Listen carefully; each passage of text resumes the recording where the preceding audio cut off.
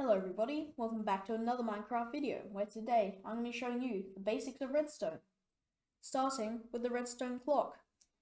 Behind me I have all these different redstone clocks that I'm going to use and show you how to build them as well. So we have 7, starting with this one, then this one, then this one, this one, this one, this one, and this one. And they get slightly more complicated every time. But this is the first one, which is the redstone torch clock. This just runs into 2 repeaters, going into 2 pieces of redstone dust with a block and a lever on top of it. And if you flick this, this unlocks the redstone torch and then allows it to travel an output in this loop system. Next, we have the comparator clock, which uses a block, a lever, a comparator, and 3 pieces of redstone dust. This works by just having dust around a comparator in subtract mode, and then when you flick this lever and power the comparator, this will give a 1-tick pulse, so you need to run it out more for it to come back in. Next, we have the repeater clock, which is just 4 repeaters, 4 blocks, and a button, and all the repeaters are set to 4 ticks.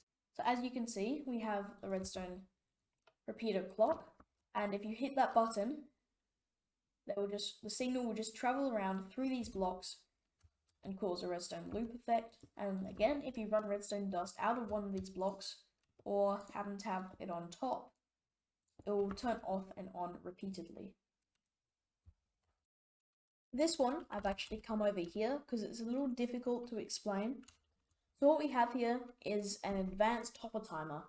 This just uses 2 pistons, a redstone block, 2 hoppers, a repeater, 3 blocks, and 2 comparators. This works by having these 2 hoppers facing into one another, and then having 2 stacks of items inside. This repeater will take an output from this redstone block when it gets shifted across, and depending on how many blocks are in each dropper, the comparator will take a different size output, which will then push these pistons back and forward. So every 2 stacks of blocks, this will happen. That was perfect timing, by the way. And that repeater will take an output so you can power anything that you want. To start off, we're going to be using the redstone torch clock, which is really simple. Place a block there, slap a lever on top of it, have a redstone torch on the side, then have repeaters in opposite directions, one facing into the block and one taking output from that torch, and then have redstone dust into each other, and then you have a toggleable redstone torch clock. Next, we have the very simple comparator clock. Place a block here, slap a lever on top of it, then have your comparator coming out like this, put it on subtract mode by left clicking it, and then have your redstone dust coming around like this. Then when you power the comparator, you should have it doing a very fast redstone clock circuit. Next, we have the repeater clock, which happens to be on from when I demonstrated, but you just need a button, 4 red wool, and 4 repeaters. Place your blocks like this, and then place your repeaters in a cycle like this, and then just have a button on any of those blocks, and when you press it, you should see it go around and round endlessly until you stop it. Next, as you can see, we have the hopper timer. All you need is hoppers, comparators, 2 blocks, piston, and a redstone block.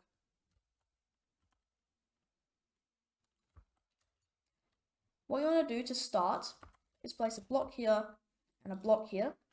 Have your 2 comparators running out like this, and then place 2 hoppers facing into one another, and then have, I'd say about 2 stacks is a good amount. As you can see, that just went off.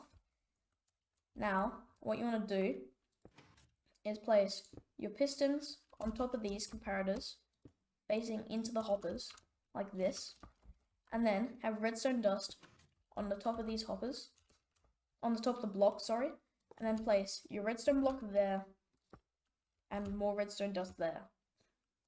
Then, you want to take a block, and then you want to take a redstone output. Next, we have the a lot simpler looking hopper timer, but you can only put one item inside it.